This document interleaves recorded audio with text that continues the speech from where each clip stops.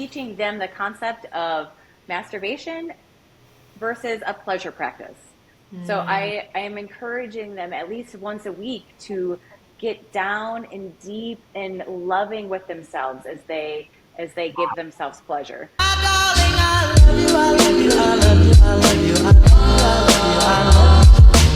Parents, hello. Welcome back to Parenting on Purpose.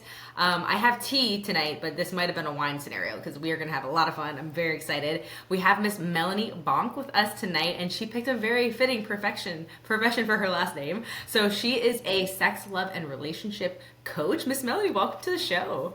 Thank you, thank you. Yes, I'm here to help you bonk better. Ow, ow.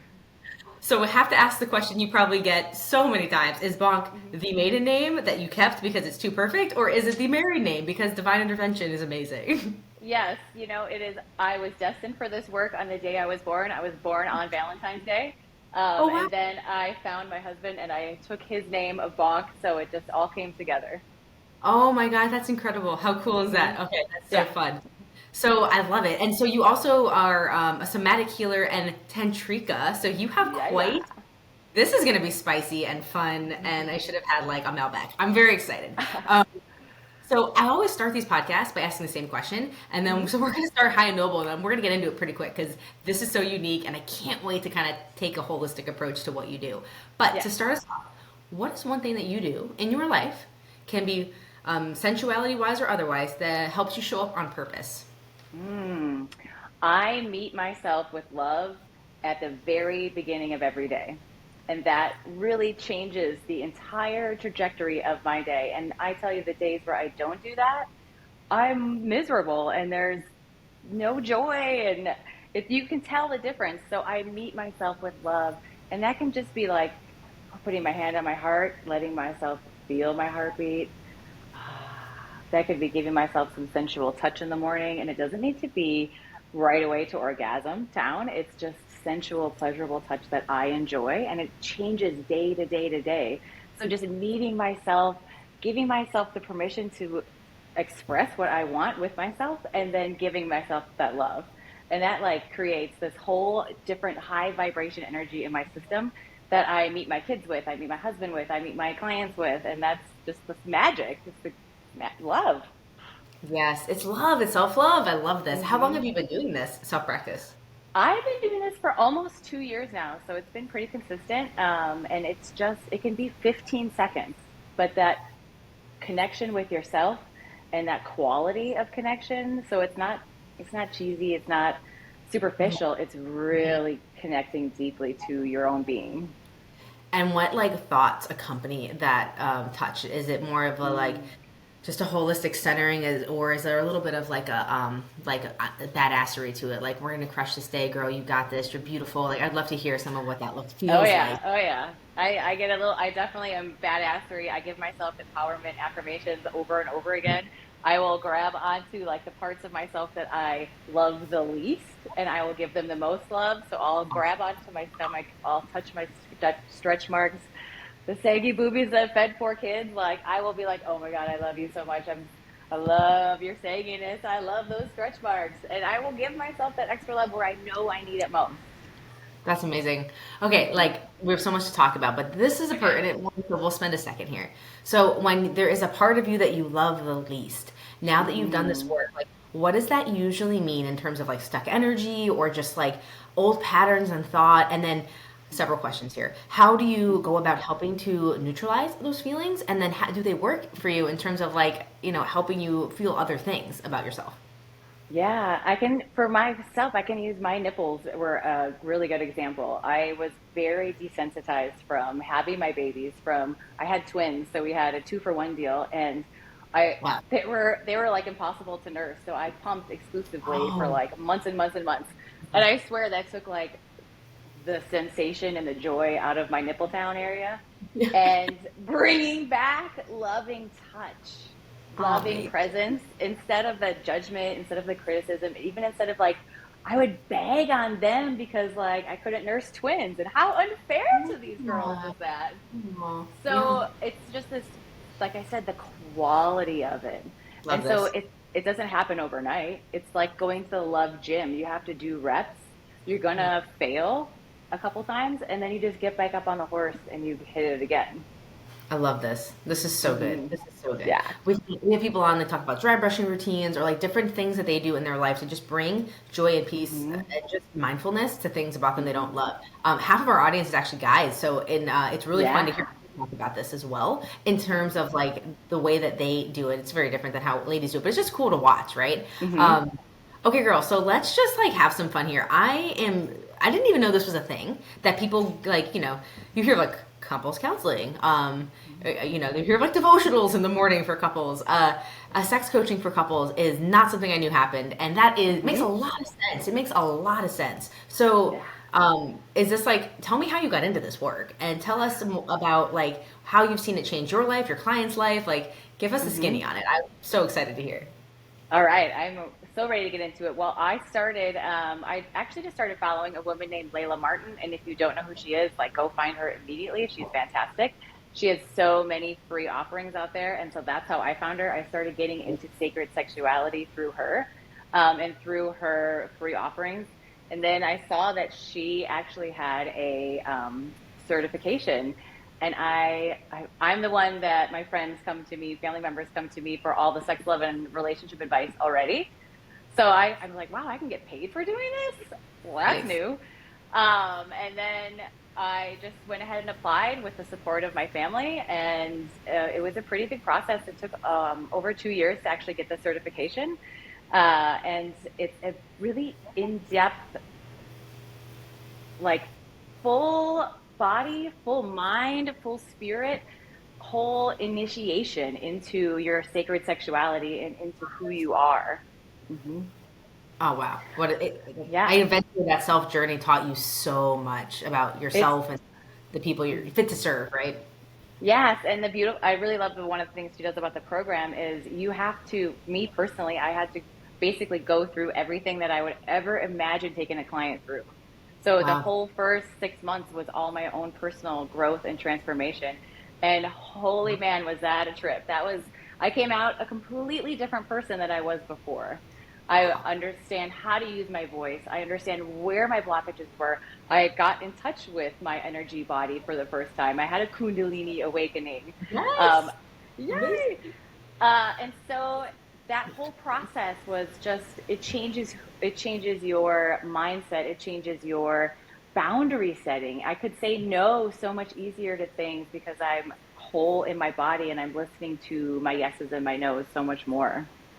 That's so cool. We recently did this thing called CAP Kundalini Awakening Process. I'm just Mm. heard of it. Mm-mm. So I don't know what your Kundalini experience was like. I know they can be very different, and I also know like depending on the theologies that you follow. That so for those of you who are not aware of Kundalini, it's basically I'll let Melanie. She'll do a much better job. Melanie, Kundalini 101, please. Well, and Kundalini energy, as well as Eros, it just depends on the word and the lineage that you're going with. They can all mean the same things, but Kundalini in specific is this energy that snakes up the back of your spine from your root chakra, from the very core of your pelvic floor. And as you squeeze up and you imagine these snakes wrapping around your spine and they go through each chakra and they come out the top, and oh my goodness, that's when you really get this juicy manifestation power and you can create the life of your freaking dreams, and your whole body then is in line with that life. That's what I love. I love the science behind it because when you really break it down with the science, you're getting your nervous system, you're getting every single part of your being in line to your goal, to what it is that you want to manifest. And then you just automatically find yourself saying yes to things like this podcast where I'm like, yes, Oh, I love yes. it. And you can feel, you're feeling more than you are thinking. It's like you're using Mm-hmm. the whole body to really think through your, just the intelligence that runs through your cells, right? Mm-hmm. Yeah. And then I feel like your intuition is so strong. It literally like pulls your body towards what it is that you want. And I think it always does. We're just so desensitized to that, which is hilarious. Speaking of desensitized, I have like incense going, just full disclosure, and they're like somehow the wind has shifted direction during like there's no wind in my house, but it was like fully now here. It just cracks me up because you're like, and then it attracts to you, and as you're saying that, like all the smoke is now moving. It's so funny. So good. For those of you who can't see that I'm totally hotboxing in here. So I've heard of the analogy of like the tuning fork, to where like we just throw all the gunk and the junk that is in our life and just the noise and everything, right? That kind of just starts to calcify the intelligence that is our brain, our stomach, and all of the area energy centers of our body. Taking a tuning fork and just reprogramming us to homeostasis. So through just normal meditation or kind of just chakra clearings, that happens, and then as the kundalini arises, and which can happen both quickly and or nice and gradually, depending on what you like follow and stuff. Obviously Melanie's well aware of all this stuff, but it just allows you to perceive things in a much more holistic, open way, and it's very, very cool to watch. That all being said, that is my experience of kundalini before I went to this CAP experience, and it was crazy. I've never publicly shared this, but I don't. Yeah, so I don't even. This is happening. I would definitely recommend it if people are into like meditation and these things. So basically, you're laying in a circle. It's like almost in a yoga studio. It's in a yoga studio, and your crown chakras or your heads are all laying together, and your feet are all away. And basically, the practitioner who's certified is in the center, and she's helping you raise your kundalini in a through music and through drum activation and sound. So it's mainly sound activated, and oh, is it so powerful. It's incredible. But the funny thing, the reason I brought it up as a joke is like I didn't watch there's a video you're supposed to watch before you go in. I didn't watch it because I'm like, oh, I've done this before. Like I've done these kind of things. We're good. No, I haven't. And the two ladies that were like there, like one straight up, she went through the same thing. The lights went out, the music came on, and she started like, first of all, she looks like Geppetto. Like she's over there like, moving stuff around, pulling things out and moving them to the side. Yeah, it was like Tom Cruise in what's that movie, or Geppetto, or whatever you're into. Analogy. Minority Report. And one of them looks like she's having an exorcism. Like she looks like she's not going through something pleasant. Like something like I could see as I'm watching this, I'm smiling, which is so messed up because it's like why would, and I'm thinking of like some dude in Alabama being like, this girl got the devil in her. like I can just like the inner like witchery thing was so funny. And then this other lady, same exact thing happening to both of them, looks like she's having a public orgasm. Publicly in the most pleasure. She Yes, probably good. was. She probably was. Yes. If I was her, that'd be me, and I would be having a full body orgasm without even touching my body. It's like fully, yeah. You're spot on. So on one level you have like exorcism, and then there's like the Harry Met Sally thing over here. Like I'll have what she's having. Like it was just so funny to watch the difference of experience between these two people. So I figure if we're gonna jump in and have fun, we'll just go with the most uncomfortable stuff first. I have a question. Was it all a female orientated experience? This one was, but she does do couple ones. This time was not. It was more of a sisterhood. But they've done couple ones. Beautiful. Go. So see that example of you are surrounded with other women and letting their full wildness out, right? They're taking away all of society's norms, all of the no's, all of the you shouldn't be doing that, and letting their full bodies and guttural sounds come out, and then activating everything and liberating through movement.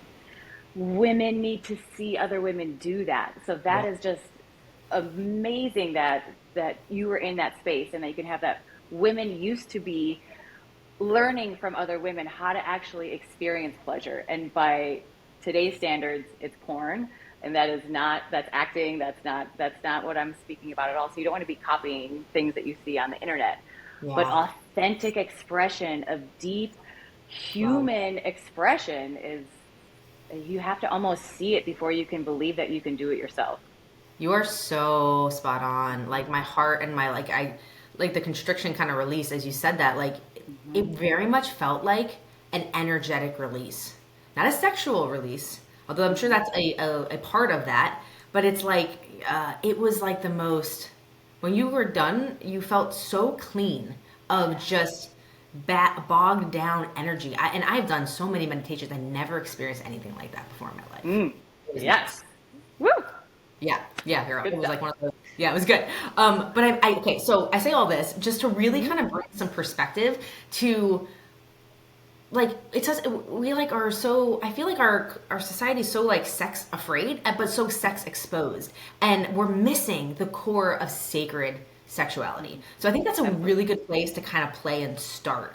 Okay, what is that? Why is it different than what you thought it was? And any context of that in like marriage would be incredibly beneficial, because although we talk about being parents on this podcast, you know, we're a unit and we got to be a unit together as a family, and it's all Hmm. energy, right? Some not appropriate for children, and that's okay. So yeah, over to you.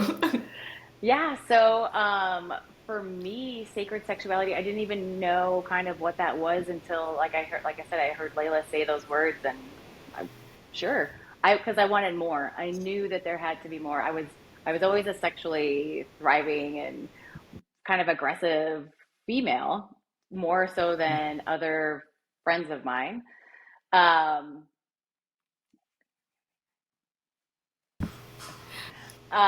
so getting into that space where it became so much more than just putting the P in the V, right? It became this experience that my husband and I could go through where we could actually get to know each other so much deeper, so much like there are times where I'm like, I think we were in a different spiritual plane together and having this amazing experience way above our bodies on this physical planet. And so that to me, that's that spiritual connection that if you are in partnership, if you have love, if you're there and you're kind of having mediocre sex, I want to tell you, like, this is available for you. And it's available for you as a solo, it's available for you if you're in partnership. But it's taking it to, um, like I said, the next level, like out into the cosmos. Yes. Oh, Yeah. so I think this is an appropriate time to ask: are you taking clients? I am. I am taking fall clients. This summer I was booked. Yay! What a good thing to say. Celebrating that. Yes, But girl. I am taking fall clients. I do see couples and I see individuals. So this is the empowerment that I like to coach. I'm a sexual empowerment and primal love coach. I feel like once we have the ability and have the information, then you can give yourself so much power as you give yourself pleasure. Woo! And then primal love, after you strip away the conditioning, you strip away the narrative, the stories, the everything that keeps our love and our pleasure small, you're going to like fall in Yes. love with your primal badassery. And then you Mm. get to just like see what your primal body can do, and the Yeah. level of joy and bliss and abundance that comes with that, it just reigns.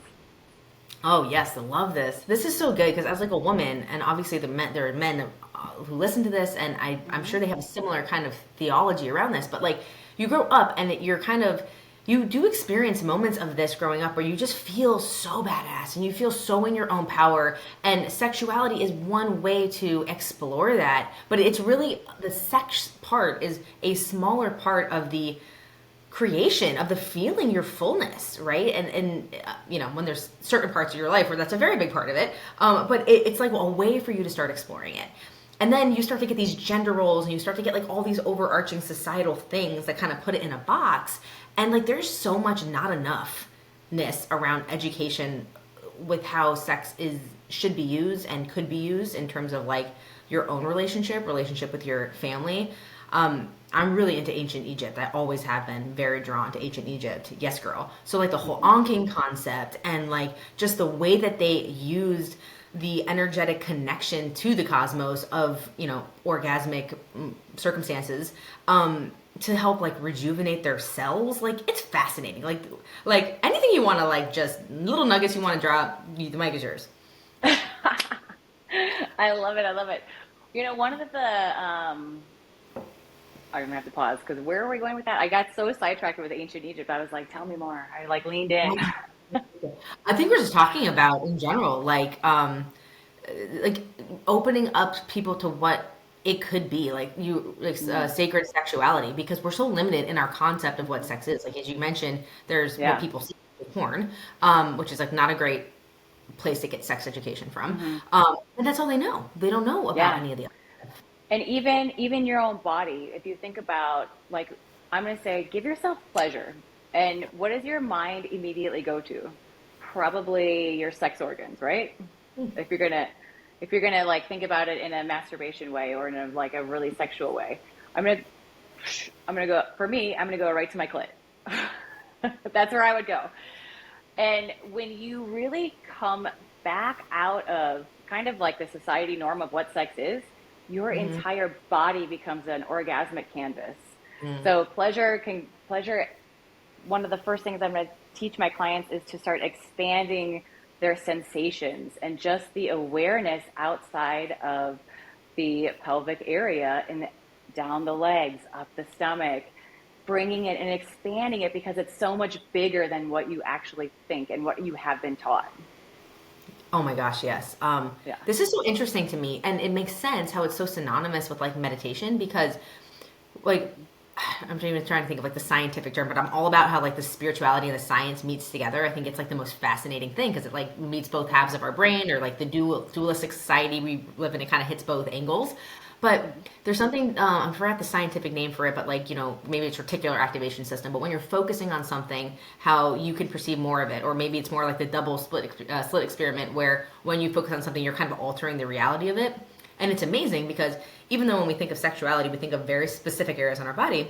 Mm-hmm. Like if you think about a loving interaction with your partner, even if it's just sensual touch, it could be like on your cheek or your back or your arm, like your like not an area that has any organ associated with other than your skin.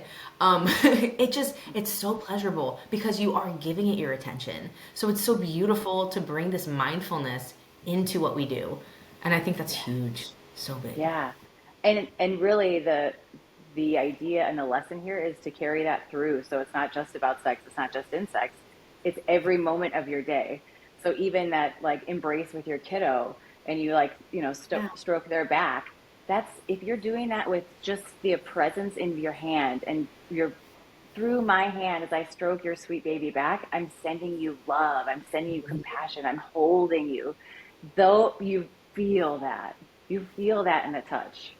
Oh, so much. Yes. Mm, And hmm. like even when you're holding food or like, you're holding an apple after a hike before you're eating it and you're just sending it energy and thanks and love for Hmm. sustaining your body. And it's like we're a consumption based society, but we don't need to consume as much as we think we do. We have the food in our like our energy field already. We just have to embed it into what we're doing with intention.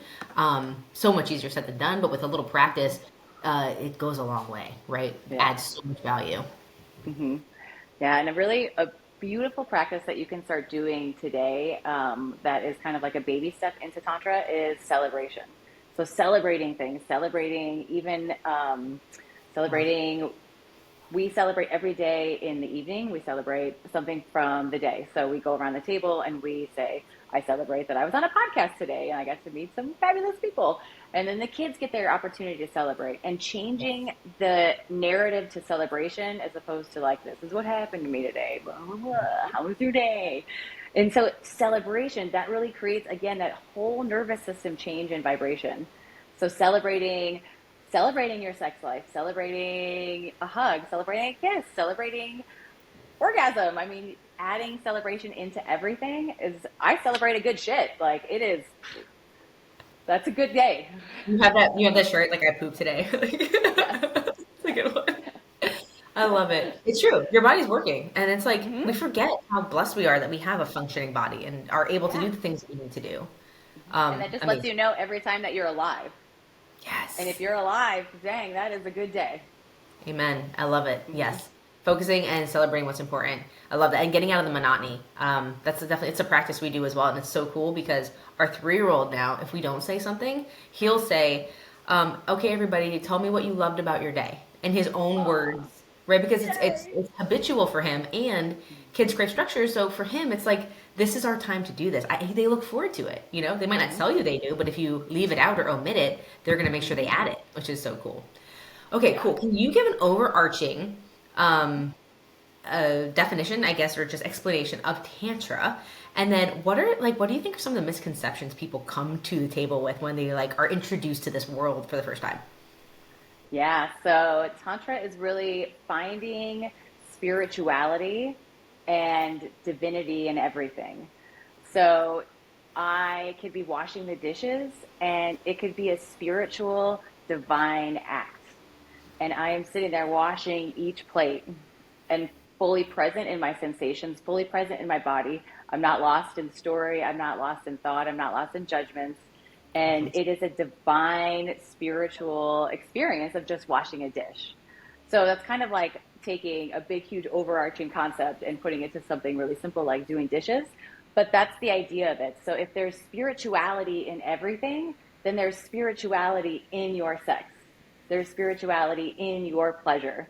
And that is divine. So that means the goddess, the goddess, the God energy is flowing through us. It's in us. We are it. It is embodied in our being. Do you find that men and women experience this differently? That's a good question. I think it doesn't matter gender. I think it matters how many blockages you have in the way. Mm-hmm. So, how strong is your ego? Because that's what really has to kind of take the back seat for you to be able to open up and walk into this space. So, I think it's more of a ego, not as a bad thing, but as a where are you at on a scale of a level? And then what are your intentions? Are your intentions to grow and expand? Because that doesn't matter if you're a female or male. 100%. What kind of came to my heart as I asked that is like, I've seen, and this is just, the circles I run in, I've just seen through like women around the fire dancing or that cap experience. My husband is actually Samoan, so like Polynesian. So they do a lot of like, I guess like back in the day, right? Like, we're moved a few generations. They still do it, like all the dances and stuff, like tribal dances, the hakas, and all the different things. But like, I see men and women expressing that energy, life force, that Kundalini life energy in a very different way. And gender roles aside, it can come off as like this more sensual, like the serpent is actually very indicative of like how I see it move through like women's bodies, and with guys it's a lot more like war, like kind of like fervid, like masculinity, and it's fun to watch. Like when you're watching a rugby match and they're all doing the haka beforehand, like yes, this is not a sexual act, but it's very much the same thing in terms of like that energetic release. So I just thought it was so cool, like in unison or partnership, to watch or see how those things play off each other. That has to be fascinating. Yeah, yeah. And I would have to say, I want to add to what you're saying because I do see in partnership, especially with hetero partners, the female usually is the leader. She's the visionary. She's the one who's going to go out there and be like, hey, you know what? I think there's something a little bit better around that corner. Let's go explore it. And the guys tend to take a little bit longer to catch on, and they need to kind of be proven like, oh, I see you doing that. I see what's happening with you. I see a change, and I'm curious, but I'm not quite going to dive in just yet. At least that's how my husband is. No, this is so spot on. Yeah. This So, leads me to, please, yeah, go. I'll ask in a minute. and then it's important, or that becomes empowerment then for us females, because then we can really own that leadership role and we can be like, okay, this is my role. I am going to take this on and I'm going to own it and I'm going to take us to places that we've never even known existed before. I love this. Yeah. Okay, so let's play with this for a second Mm-hmm. because, and this is so interesting, and there's so many places I can go with this. Um, in society today, there's like this coming to your divine masculine, your divine feminine. We all have both inside of us, Mm-hmm. 100%. But I see in partnership and this is not just in my marriage, but it absolutely is the case in my marriage, where you have a strong female, and I have to work to allow my husband to be the leader that he is. I have to be very cognizant to allow him to step into his masculinity. And there's so many benefits to him expressing that masculinity and creating that safe space for us to flourish as a family. However, what I think causes people to trip up here is as a doing that, if you don't do it with the right intention, I think it can feel suffocating to that feminine energy that wants to flourish and explore and like just kind of free flow. And I've seen people talk about this in the context of sensuality. So I would love some of your like opinion, or I guess just some of your thoughts around How does that exist? What the scenario you just talked about with the woman exploring and helping the visionary into new heights, while still in that context of a woman trying to allow her husband to become that, that masculine, or maybe that's just something that we think about in modern day society, but maybe real feminine and real masculine don't even serve that way, truthfully, like in totality. Yeah, I think that you hit the point right on the mark right away when you said that there's this divine feminine and masculine in each of us. And yes, there is. And when we're in balance, that's when it's really flowing and you're feeling that vibrant juiciness. Wow. Um, so when the female is out there and she's embracing her divinity, she's creating this new vibration in her body, and you're right. There needs to be a little bit of grace because for sure, I am like an overpowering, I'm just going to come at your face and like, hey, let's go do this. Let's do right now. Let's go, let's go. And I've learned that the nervous system cannot respond, even though my nervous system is like, woohoo, I'm ready. I'm already there. Like I've already signed us up. We are going to the 9 o'clock session. His nervous system is like 16 miles back. So it's understanding and having that ebb and flow. And there are other relationships where it is opposite, where the male is the visionary and the female is a little bit lacking. So it's understanding and hearing each other's nervous systems and each other's little intricacies inside, and then Mm. keeping the communication open. Because if you're not going to talk about it, then you're never going to get anywhere. I love it. Every couple is unique, and it's not Hmm. trying to fit into a box, but to just be happy and okay and just understand where you guys are. Like, if you're more equals, and sometimes you guys both kind of free flow. That's how I view us. Like, we kind of both can free flow into each world, which is so cool and fun. That's awesome. What a cool answer. What a cool answer. So, I'd love to ask a little bit about what you're typically seeing when couples come to you, and like I guess what's kind of plaguing them or some of their pain points. And then, like, through the work with you, how have you watched them transition in terms of individuals, their marriage? I know you kind of work with both couples and individual people. Hmm. Yeah. So when couples come with me, everything, whether it's couples or individuals, my work is always based on your desires. So you're going to walk through the door and you're going to say, most likely people say, I don't want this. I don't want that. This isn't working. And I am sure as shit over that. And then I say, what do you want? Mm. Crickets, like nothing. And that's a real big struggle. So I find that that's the first thing we need to tackle is figuring out what it is that you do want. Because again, society has us going in all the negatives, all the ickies first. So then that's all you can see. That's all I'm not getting my needs met. I'm not doing this. I'm not having pleasure. And then coming in and turning that upside down with love and compassion. So meeting all those I'm not gettings with love, because hey, that's telling me that I'm not happy. It's telling me that I want more. I'm going to meet that with compassion then, and I'm not going to get so angry at the fact that I'm not getting these things. Like those bullets, those 1, 2, 3, 4s, they can just start overtaking.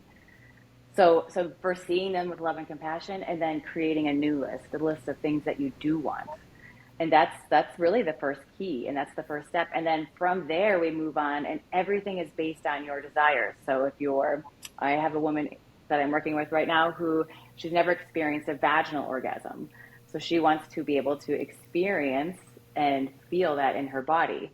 So we're moving through her entire system, we're releasing trauma, we're letting those trauma cycles that have been stored in her body as an imprint finally unwind. And it's going to take Well, more than one time, but it's like the first coil of it unwinding is so powerful. so many things here that are beautiful. Like, it's a practice. Anything's a practice. And to take the, like, act out of the fact, like, just the just sexual component, it's all comes back to intention and energy and what you want out of it. I joke with my husband that we fight better because when we were a younger couple and we just met, we immediately started raising his niece together. So it was like, in the throes of passion to instant family with a little girl, Mm. 5 year old. Like, it was amazing. But there obviously are things in there you have to work through and some challenges. And what you said with the scenario of like, I feel like this, I don't this. And we had to learn through time together that like if you're feeling that way, it's probably a pretty good chance that so is your spouse. And if that's the case, what do your children probably feel if that's the environment that they're in? And just learning in time to realize that we're on one team here and we're one unit with two different branches that get to be an extension of our missions and values and to communicate, right? Like it's actually a really beautiful coming together. So what used to be like a confrontation is now like a how do we help you? How do we help each other to figure this out, which is so gratifying, compared to what it used to be, like a screaming match or whatever. Oh, we had years of that, years and years and years. There's the only relationship that you have in life that triggers your inner child wounds are your romantic partnerships. So the Interesting. only time that these wounds that you have had your whole entire life will come up for the very first time sometimes are in romantic partnership. So having that when you're doing that and you're in your 20s, oh, adding in a kid to that, so much stress, so much you need tools. There's no class in high school that's like, here's how to have a thriving partnership, Yeah, right? that's right in there with like how not to be broke and financially miserable. Yeah. That's the next level. Hmm. Oh man, that's so good.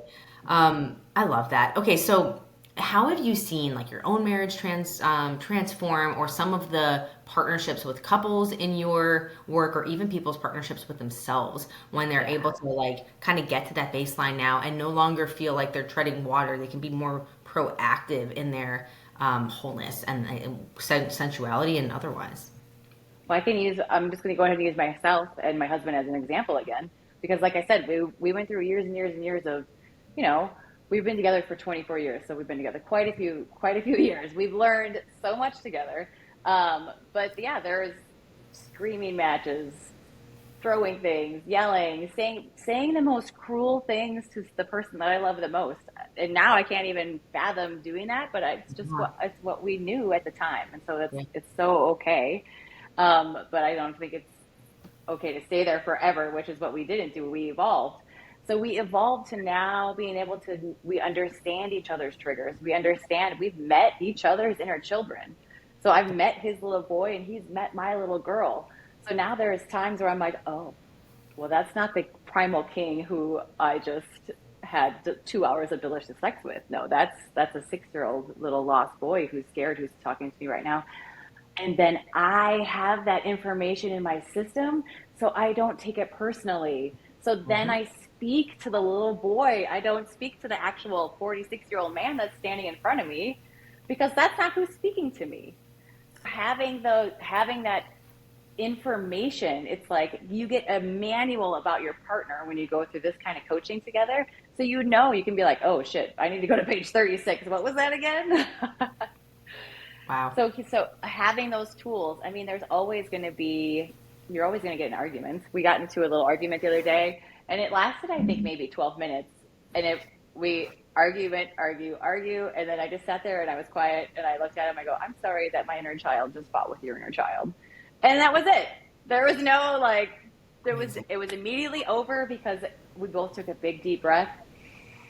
We got back into our bodies and out of the story that we were telling ourselves. And we both realized that we are here in this partnership together. And this is, oh, hi, I love you. You're my lover. Oh, I'm so sorry that just happened. I love it. Oh, so many good things here that I want to talk about. The whole like coming to it in service, because I think your sex life is very indicative of your relationship.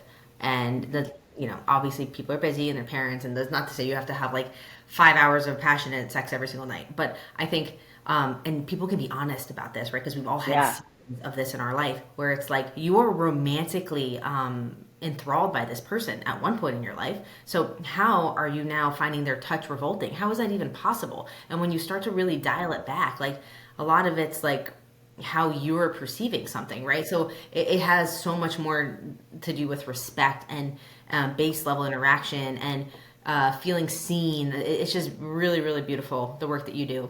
Okay, so here's a real question. Yeah. Very applicable to my life. My husband has come with me on some crazy stuff, and he basically will publicly like say as we get here, he's like, "I'm just here to make sure my wife doesn't get raped," or like, "I'm just like we're just." Like I'm just here to protect her. She pulls me along to this endeavor. It's pretty common. Yeah.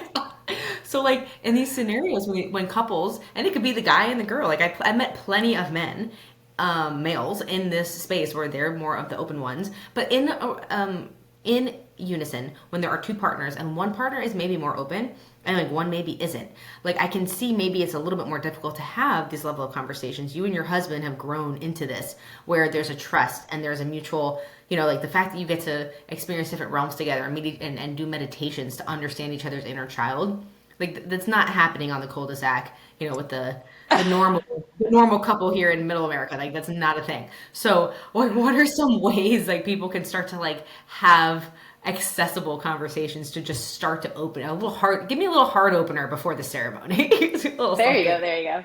I love to create space.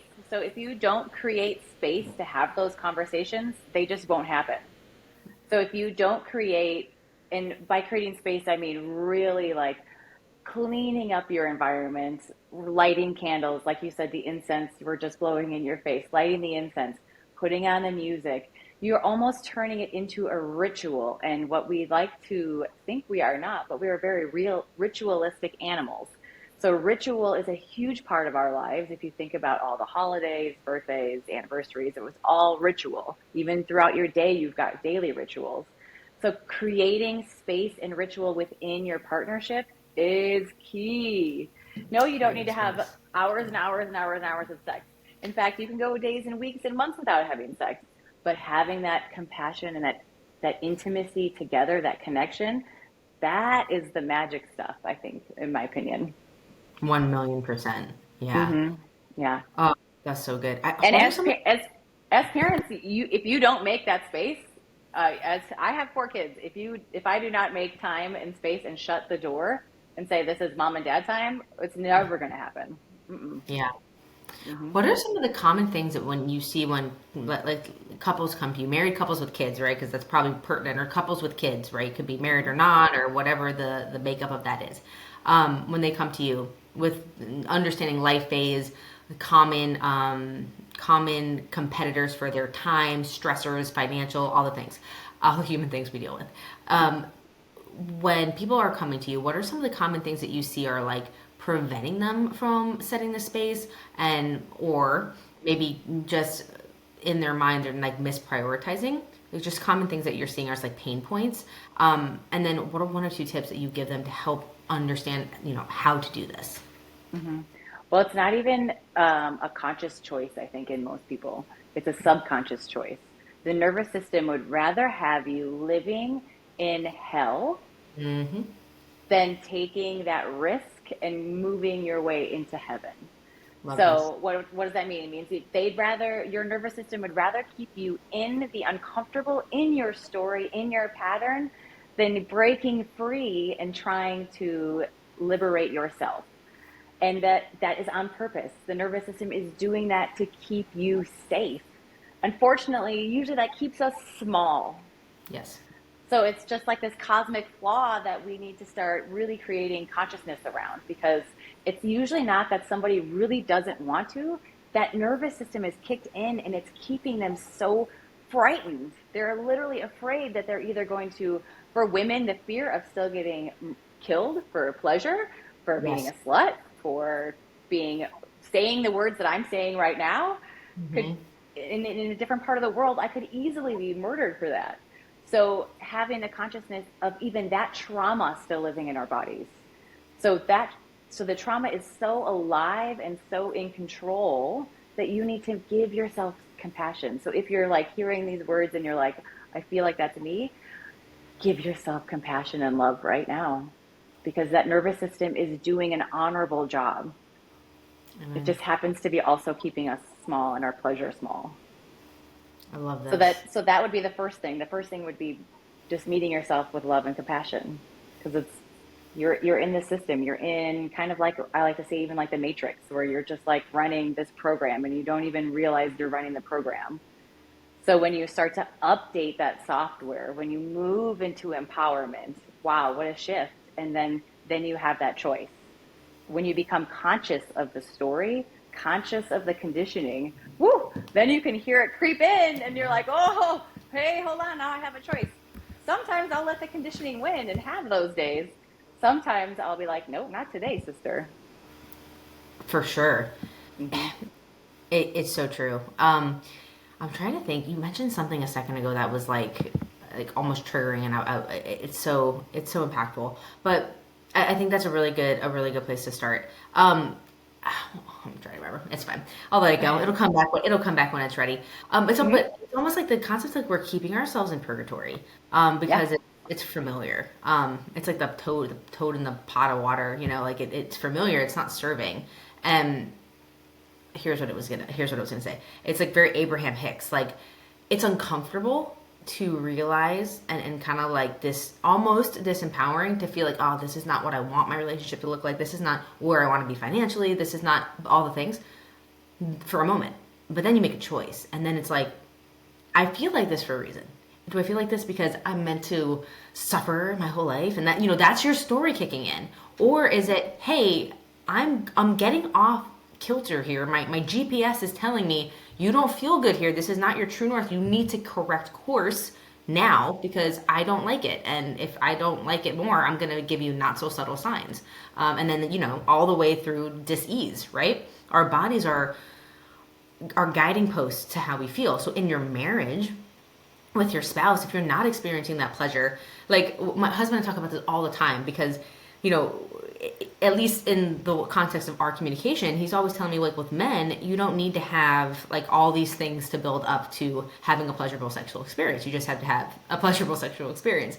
But seemingly with women, there needs to be like the stars of alignment. Like the bed needs to be made in the morning and the kids need to be dropped off. And there's like all these things that go into it. So we like half ingest, but half like seriously like play with these concepts to understand like the why behind why we feel this way. But it's kind of the same thing. It's like if something's not going right in that area, we have to kind of look at it and say, why is that the case? He jokes that it's like women, but men are just as susceptible to like a catty remark. And then I was like, that was interesting. Where'd that come from? Or what did I do that upset you? Because that's not how you normally talk to me. And then he'll say, oh, you said this. I'm like, oh, thank you. I didn't realize that I had offended you. Cool. And then you can like get back to that place. But there's something that is like getting you off course. So you may be right now in like just ground zero where a bomb already went off and you're just like dealing with all the crap. But after you start to get back to what Melody's saying of this feeling of gratitude in the moment, you can start to see those little signs and then you can course correct way before, another huge fight or blow up or whatever. Mm-hmm. Yeah. And like I said, it's like the gym, it takes reps. So you're going to fail a few times and just, oh, I failed. I'm conscious that I failed. So you're bringing consciousness even to the failures. And then I'm going to meet myself in love. I'm going to meet myself in compassion. I'm going to honor my failure because I learned something. I love this. So, if you had the chance to write a curriculum for kids or, young adults, oh, are you doing that? I'm doing that right That's amazing. now. Yes. Bring it on. What you got? Good. I didn't know that. That's amazing. Hmm. Yeah, Wow. it's been kind of, my kid has been inspiring me because we have this awesome celebratory relationship around sex. And it has kind of really blossomed into one of my favorite things that we talk about. And that's like him and his relationship and his partner and what they're experiencing together. And I didn't even know where you're going with that, but I'm just like, I'm so passionate and like, I love it. And I'm teaching them how to be them, my children, these primal, embodied, respectful lovers. Hmm. Wow. Yeah. That's good work. That's Okay. good So start. work. So hit me with your question. I'm ready. Amazing. Oh, I love this. This is good. You need to like when that's ready, we need to roll that out. That's Okay. amazing. My question was going to be, and you probably have a great answer because it's a genesis of what you're doing. I was gonna ask if you were gonna write like a curriculum around this for kids because unfortunately today the majority of kids are getting their miseducation from media, social media, porn, as you mentioned, like different things. Like, what would be some of the concepts that you would instill in them? So, I guess the more poignant question now is like, what are some of the foundations for this course that you're going to be making? Well, I first thing that I want to encourage all parents to do is to obviously talk about sex with their kids all the time, more than one time, and starting from forever, starting from when they were born, if you can. So that's my first inclination is just to like just keep it open and honest and flowing and ease. The minute you make it stressful, then it gets stressful. The kids pick that up. So if Yeah. you're just teaching your kiddo the proper body parts, elbow, vulva, not a vagina, vulva. The whole thing is a vulva. So from body parts to correct language to the ease and the flow in which you have that conversation. Um, I would say when you're going to start to talk to your kids about sex, check in with your nervous system. Are you okay with it? What is the theme and the mission that you want to teach your kids about sex? Because you are the first teacher, you're their first exposure to it. So that kind of like wasn't answering your question, it was throwing it back onto the parents. But this is what I want Good. all the parents to have consciousness around before they're even talking to their kids. Because if you're going to go into that conversation and your nervous system is jacked, you don't know what you're going to say, and the kids are going to pick up on that. They're going to Right. know about it. Then they're going to know that, oh, my nervous system should be messed up when I talk about sex. Yeah. I should be sweating. I should be nervous. This should make my solar plexus turn into a knot. We don't want that. We want it to be fun and joyful and light and airy. So just Wow. keeping that tone helps out. When I first started talking to my boys about masturbation, I came to the conversation with lube. I came to the conversation with the tools that you need to successfully not destroy my house with your pleasure practices. And then for my teens, I am teaching them the concept of masturbation versus a pleasure practice. So Mm, I am encouraging them at least once a week to get down and deep and loving with themselves as they give themselves pleasure. So yes, I demonstrate with them like taking your hands, touching your whole body with love, touching your whole body with compassion, touching yourself with unconditional love, every single part of you. Because here's the secret: you are the only one on the planet that can love you unconditionally. My husband has conditions. My kids have, I hope if I'm raising my kids right, they'll have conditions. My parents, they have conditions. My yeah. siblings have conditions. My friends do. You are the only one that can love yourself unconditionally. So that's like where I start this conversation with my kids and with pleasure and with giving themselves pleasure. And then it transitions into how to give the conversation about them giving other people pleasure and receiving pleasure. Then that's a whole nother kind of ballpark. So it's your job. You had these No doubt. babies. I think that's like it's such a thing that parents think it's so icky and then they don't want to do it and then it gets ignored and skipped. And that's something that like our generation I feel like should be putting a stop to. Yes.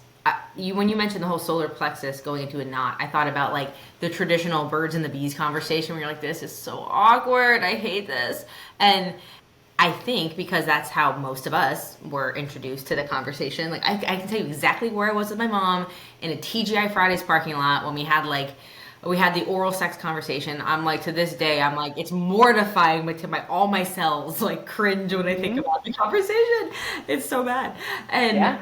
and to think about, our teenagers now and how are they experiencing the world through that. And even when you just mentioned like what you tell your kids, which was nothing inappropriate at all. It was more just a self-love practice. And to take the sting out of words like masturbation, which it does not very sound like in service to just like a practice of giving oneself pleasure. It doesn't necessarily mean, at your reproductive organs, although I'm sure that becomes a point at one point, but just in general to like the holisticness to the practice. When you mentioned that, I immediately felt my solar plexus go like kind of shrink up because there's still stuff in me from when I was a kid that's like, oh God, this is so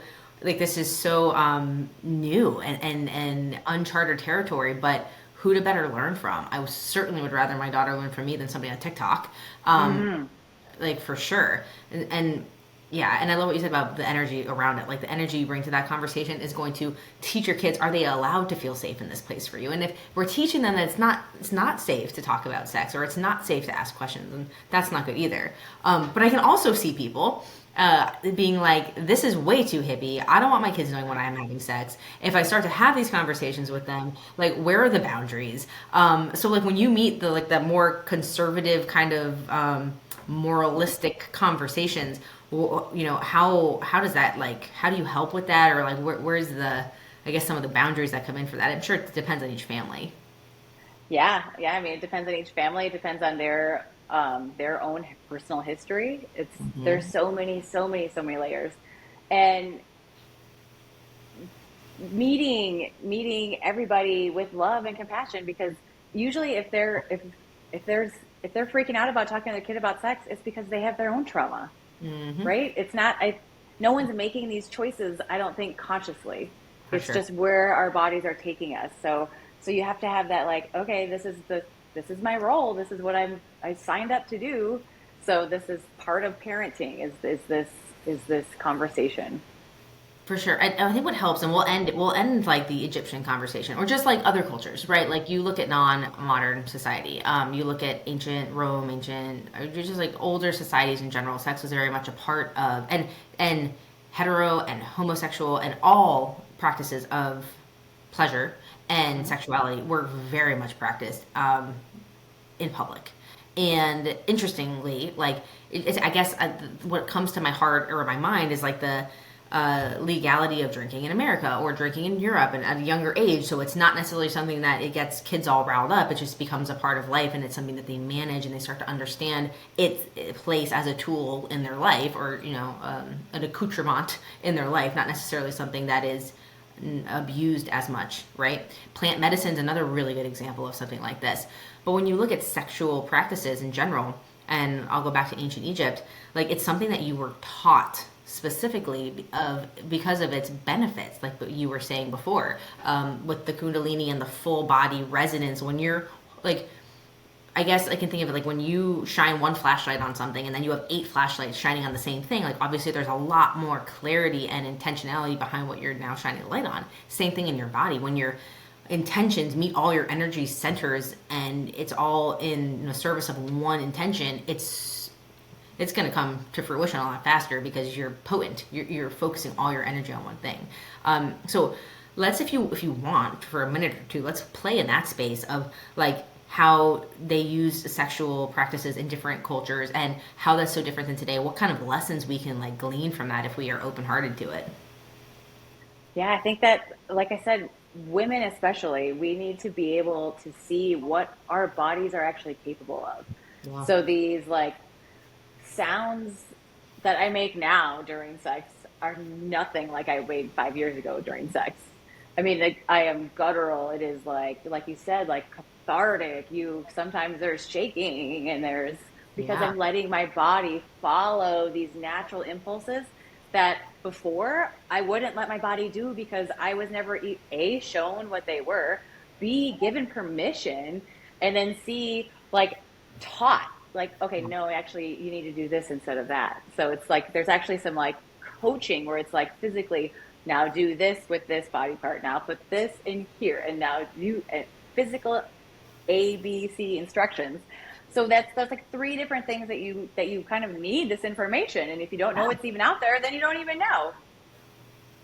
Exactly. Oh, it's so Yeah. good. Um, I thought yeah, go please. Yeah. but I don't remember what I had. It something really good, but I don't remember what it was. So you asked, what was the original question? It had to do with like just other cultures and the way that they view sexual practices, how different that is from today, cultures and times. Culture sometimes. And then it was, what can we do today, right? Well, I guess like, I mean, Mhm. I don't know how many people are going to practice onking, but I would sure as hell be down to try it. Sign me up for that master class. I would take it. Right? Um, yeah, okay, so I guess that's my answer. Fair. That's good. That works. Um, do you know anything about onking, like in your education? I haven't heard that. Okay, so Basically, it's like when all through orgasm, like when all of your energy centers are in resonance and you have the orgasmic experience, any gender or any association, that energy flows up. It's Kundalini awakening. It flows up through the crown of your head, and if you look, which I had like a pen. Actually, I do have a pen. It's actually kind of triggering and cool. I have a pen. Do I have something to write on? It looks. You've seen it, I guarantee you, because it looks like this. For those of you who can't see, it looks like a cross, and the top is like an open loop. Oh, yeah. So, well, you can. Mm-hmm, mm-hmm. Right? So, that was a terrible drawing. So basically what I've learned from ancient Egyptian practices, I was reading, I got the book, it was like the practices of Isis, right? And again, sexuality is part of this, but it's much more of a spiritual path and walk. Very, very, very synonymous at that point in time in culture to religion. Not today, where they seem like they're antithesis of each other or opposites in any way. So basically, the practice is during that time of orgasm, when you're having that experience, through intentionality, you can then curve the energy that is going into the open cosmos and have it come back through your heart.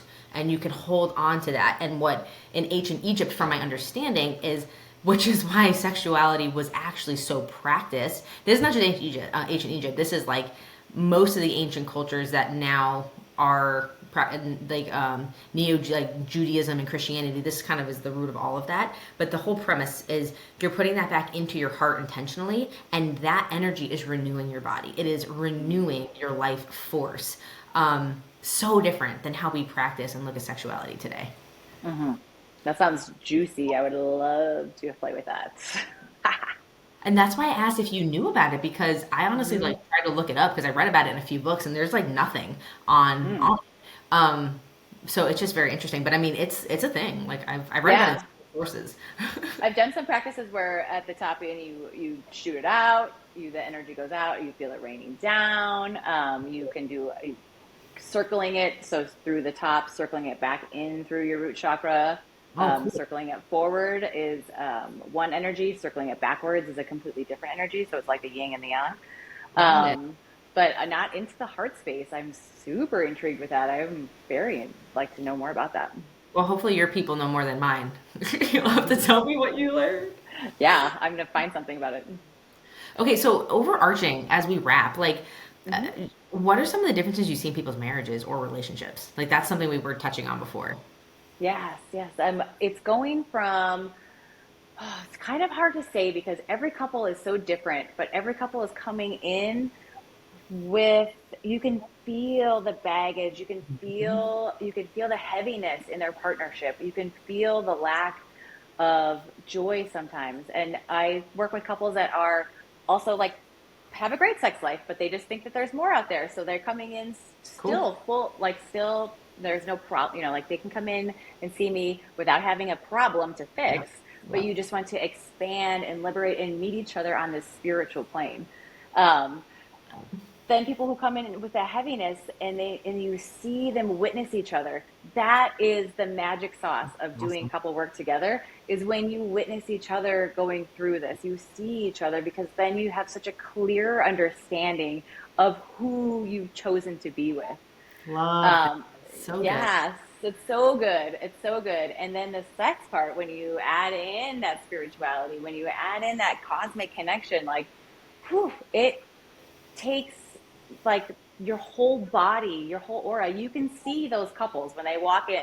You know those couples when you walk in and they're like, "That's my husband and I. We're in Costco. We're grabbing each other's butts and like making out in aisle 47 because it's a long way to the cashiers." I mean, it's this energy and this flow, and you can Play, be play. playful with each other. Yes. Yeah. I love that. My parents are like almost in their 70s now. Yeah. And I remember being a kid and like we were in Europe and like my mom just like was like sitting on my dad just kissing him. And somebody like I don't know, either I looked at it and I was mortified or somebody else did and I was kind of like, like I don't know. But it's kind of like now that you're married, you're like, get on it, girl. Good for you guys. Yes. So good. That's awesome. Okay, so do you do work with people, Melanie, who are not in the same city as you, or? Yes, I do Zoom. So almost all of my work is over Zoom. I've got some local clients that come into my space, but mostly over Zoom. So I've worked with people all the way in Australia, actually, so on the other side of the world. And that's the beauty of technology right now is the fact that we're so comfortable with Zooming. And then when you're going through this and in some intimate practices where I'm guiding you in some pleasure practices with your partner, that is done in the privacy of your own home. So I'm going to get you connected with intimacy. I'm going to get Exactly. you connected with like these communication exercises where you're going to learn something new about your partner. But the really cool thing about my communication exercises is you get to learn something about yourself, which Yes. is so great. Yes. And so when I'm getting you all juicy and excited and warmed up for 90 minutes, and then I just close my little computer and I put it right down and I say, now you guys have fun, bye bye, and Yeah. then and then you continue on. So it's just taking time, and no one else is going to do that for you. No one else is going to put that investment into your relationship. It's got to be you. Yeah. And you wouldn't want it to Yeah, be somebody else. You would probably make them. yeah. I think they have a word for that. It's so good. Oh, I love the work you do. I love the permission that you give couples to feel that young, happy, healthy sexual energy and just be in love, like that romantic love, the infatuation. Like how differently would you come at your goals, your kids' lives, like if you felt like that all the time? I And it exudes you, Melanie. You can feel it. It's Yeah. awesome. Yeah, and you thrive in your partnership, you thrive in the bedroom, you are going to thrive everywhere else. Yeah, that's amazing. It trickles down. Yeah, literally. Like, Hmm. there's a reason we're animals. There's a reason it was built into who we are as a reproductive center. But it's, there's an energetic release there for sure. There's definitely something, whether spiritual or religious or however you want to look at that. Unless you're going oppressive religious, then you lost me because that's not my vibe at all. But there's something so godly about our ability to connect with all that is, because that is what we Yeah. are. Okay, so girl, I got to put some links down below here. You got to let me know where people can find you, and then I'm going to post everything down below. Beautiful, beautiful. My website is my name, so it is www.melaniebonk.com, Melaniebonk. You can follow me on Instagram at bonkbetter. And I'm actually, if you catch up real quickly, I'm not sure how fast this comes out, but I'm in the middle of a 7-part series where I am busting 7 married sex life myths right now. So come on over to Instagram and check it out. I give away a lot of free content. Free content is king. So I want everybody to have a little magic. If what I'm sounding sounds good, but you can't make the coaching work, you've got magic available. They've got practices available. I want you to try things, meet Yes. yourself with love and compassion, and have so much fun. I love this girl. I love this. You have such good energy. And when I met Melanie, she led a group of entrepreneur women through a meditation. And man, I fell in love with that energy. I'm like, yep, she needs to come on the podcast. She's amazing. We all need to learn how to bonk better. So, Yes! Ow! so whole body thank you, baby girl, for being here and Oh, just sharing your all and just feeling your authenticity and just like allowing the permission because your permitting yourself has inspired so many others. And as parents, allowing our permission to feel our whole humanness is going to allow our kids to live a life where they feel good in their skin and in their thoughts and in their prayers and like all of the chakras and the things and their intentions. So I just love it. I love what you do, parents. I cannot wait to hear the feedback on this one. I've been getting so many DMs recently, so this is going to be saucy and I'm into it. But thank you everyone for being here, and until the next perfect time, you guys stay beautiful and stay inspired. hi.